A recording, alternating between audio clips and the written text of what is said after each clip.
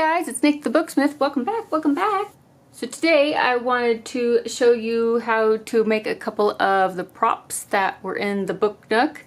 But first, a little challenge update, your journal challenge. Check out the list below the video. This is the list of entries that I have collected. If you have posted a challenge journal somewhere, sometime, and I've missed it, please email me at the address below and let me know by the end of the weekend. Is that cool? Sometimes if some letters get transposed in a word or something, it won't show up with the right hashtag, or you never know what's gonna happen. Stuff happens all the time. It's kind of like you're typing in your password. And you know that's your password because you've had it for the past 4 years, but oh no, doesn't want to accept it. So you hit the I forgot my password button and it sends you an email that lets you get back in to reset your password. And you type in the one that you thought was right because you're like, well, I remember that one. And then it tells you no, you can't use that. You can't use a current password. And you're like, aha, I knew that was it. You're just messing with me. So anyway, check the list. If you're not on it, email me, let me know. First, I will go over real quickly. Let me get my, stuff in order here. I will go over the little umbrella stand real quickly. These are just pieces of just regular paper that I printed on, nothing special. This is some sheet music.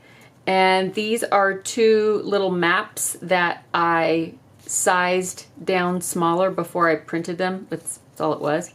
The umbrella stand is actually a tube, an empty tube that I had. So you can use like an empty lip balm tube, or I also had some of these. These are little acrylic screw top tubes. I don't know what they were for, but I've got some. Anything like this will work. It's about the size of a lip balm. That's why I thought lip balms worked really well. And all I did was I took some craft cardstock and I cut it to the height of the tube and I covered it, and then I stained it with some distress stain. You could also paint it, use like a watered down paint wash.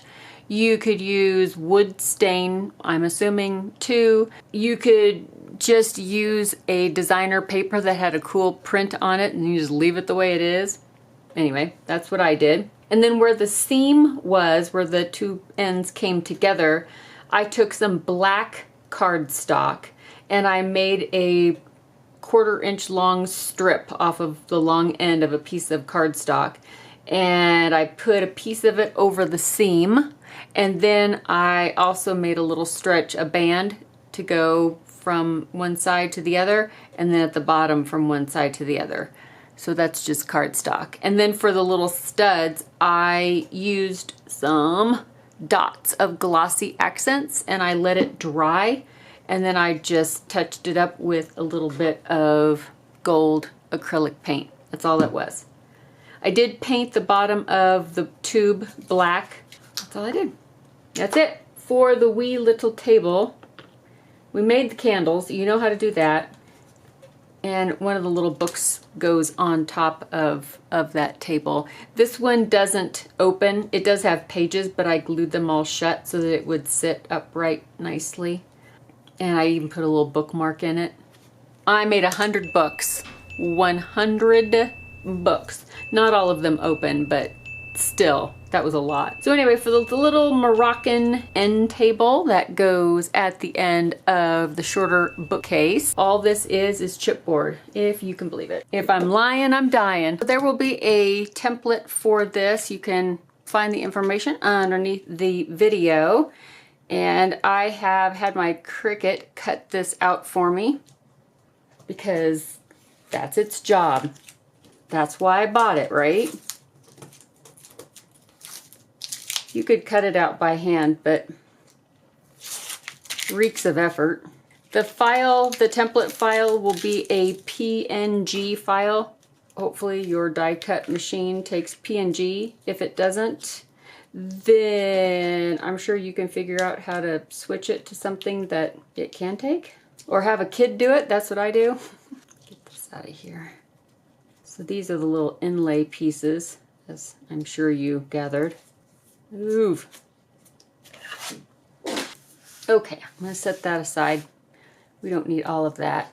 Okay. So here is the main panel piece. Let me zoom you in a little bit and you can see what I'm doing. And you might be able to see that there are these little slot sections in between the elongated ovals. And these are going to be where the separations are between the panels, because there are 6. And then these little guys down here at the end, those are tabs to help close everything up.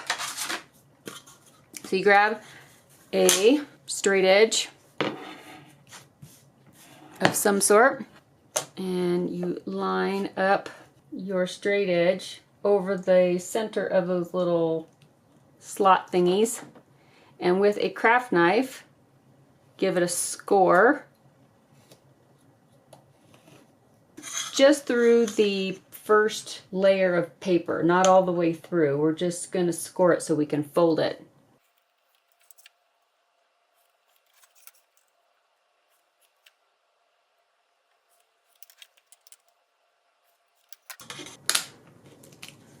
Now that that is scored through, start down here at the little feet and give that a fold so that those score lines you just made turn this flat piece into a 6-sided table base, and the little tabs too.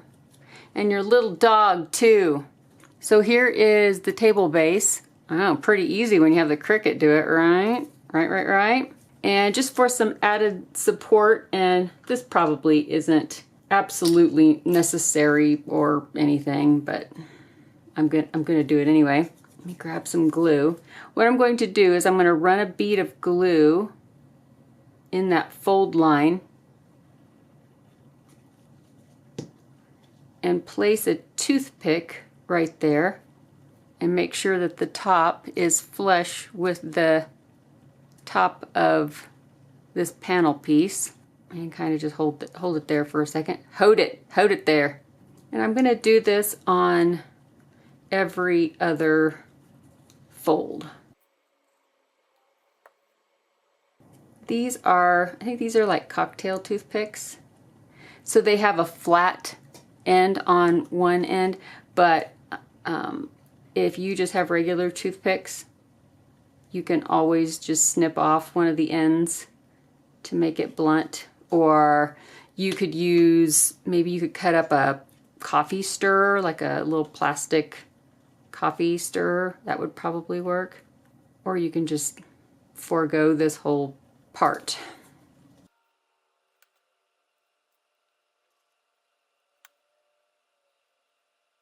I'm going to set this aside to finish drawing.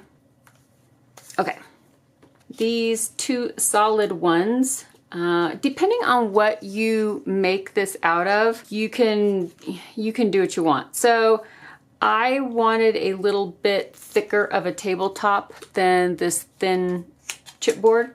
So I got a heavier chipboard and I used this part to draw on a piece of chipboard, and I just cut it out. It's an extremely simple shape, so it's not like it's real difficult to cut out. And I'm going to put some glue on this heavier piece of chipboard, and I'm going to glue it onto the bigger pieces. And you can choose to use however many you want. If you make one hexagon that's fairly thick on its own and you don't need any more, then you don't have to glue any of them together. You can just use one. That is up to you. Okay, I will set that aside. And now for the little inlay section. These little guys can be, oops, flipping all over the place. These little guys can become a different color, which is the whole purpose of an inlay, right?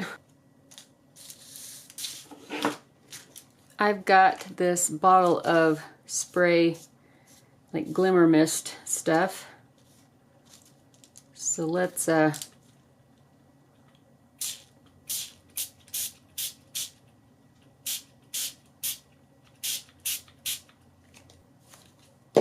douse. I will turn these over like I'm frying bacon. I think I went a little hog wild there.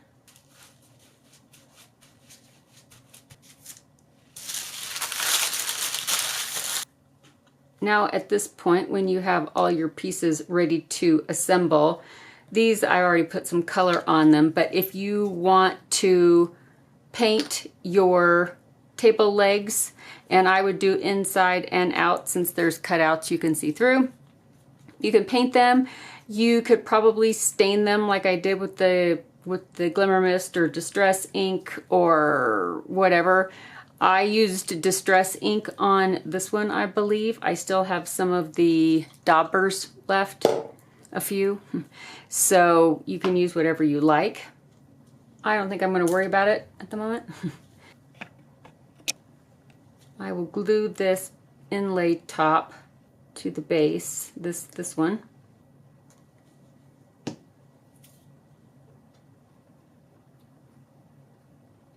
And it should be just a little smaller than the other hexagon.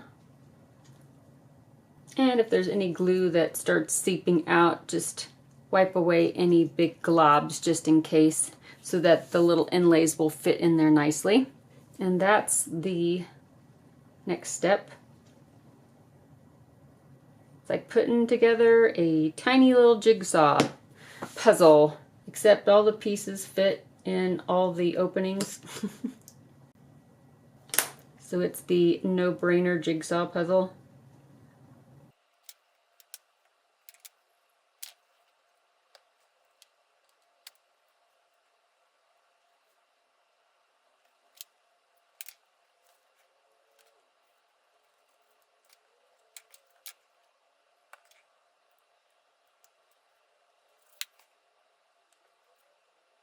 Now, if you want, you can put this between a couple of pieces of chipboard and let it dry. All right, I think it's pretty dry. You can take a piece of just fine grit sandpaper and round over the edges if you want. I did that to this one. I rounded the edges around the tabletop just so that there wasn't any sharp corners. You can also round over the top edge. When you are happy with that, then put some glue on these little end tabs like that, and fold it over and tuck that underneath that other side, that other panel at the other side, and line up the top and the bottom. And you gotta hold it for a second till it tacks down. It shouldn't take too long though. Now you can take the little panels and put some glue up at the top of each of these 6 sections.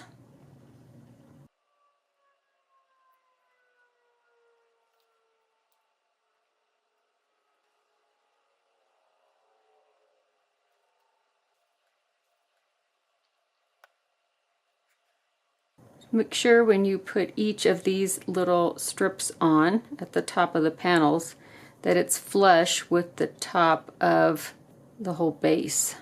And then we can glue on our tabletop.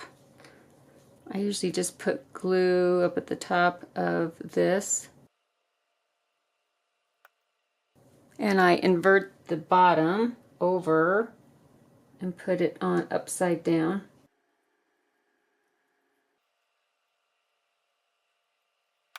Squeeze a little glue in the center and paint it around the seam. Or you could just squirt some hot glue in there. That'll probably work. I figured it might make the tabletop heavy though, so I didn't do that. Anyway, here is our table. Of course, this one isn't painted or anything, but I think it worked out pretty well. It looks pretty good. It'll look even better if you stain it or paint it. And then put a coat of sealer. This one I put a spray coat of a satin sealer on it.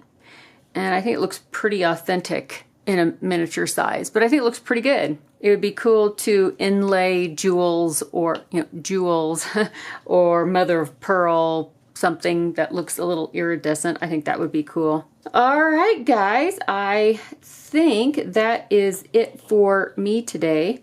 I am working on a book, and I have been working on this book on and off for over a month. And if I would stop sabotaging myself, I'd probably even get it done. I'm gonna scoot out a little bit. Oof.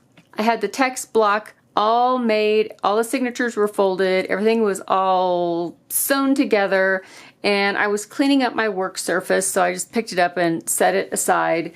And then later on, when I came back in to my work table, I had laid the text block down on a damp rag. So then the paper's all, I was like, oh, really? Really? Really? That was great. I love that for me. So I got to start over on that. I will get it done. I just got to stop shooting myself in the foot. Oh, let me tell you one other thing. So in the book nook, remember I had backed the window with vellum. Remember the vellum that I put so that you couldn't see through it? It was translucent, but you couldn't see through it. Then what I did, because I wanted to have like a branch tree shape with light coming through the branches so that you could see the shape of the tree, I have a stencil, and I don't know where it is now. I didn't even do a perfectly clean job because it doesn't matter. You're not going to see it because I put the stencil on here, I dabbed black paint through it, and then this got placed up against the back of the vellum that the window's made out of. So you don't actually see this, you see another piece of vellum on top of it and just the shadows coming through. If you ever wanted to do something like this and you don't have a stencil, you could always freehand some branches with a Sharpie. It's just you want it blacked out so that the light can't come through it, so that it shows up your silhouette. So whatever it is that you want to be silhouetted. I always didn't like that word, it doesn't sound right. It's magical science is what it is. All right, guys, I will be back with you all very, very soon. I hope everybody's doing okay. Please stay safe out there. I know a lot of people are getting sick, and there are some earthquakes going on and some wildfires and some flooding. So everybody be observant, keep your eyeballs open, keep your ears wet. No, that's not right. Stay focused, keep your ears open. Not wet. That's a wet willy. I'm gonna go now because the rambling has begun. I love all of you so very much, and thank you for hanging out with me today. I will see you all really, really soon in the next video. Bye, guys.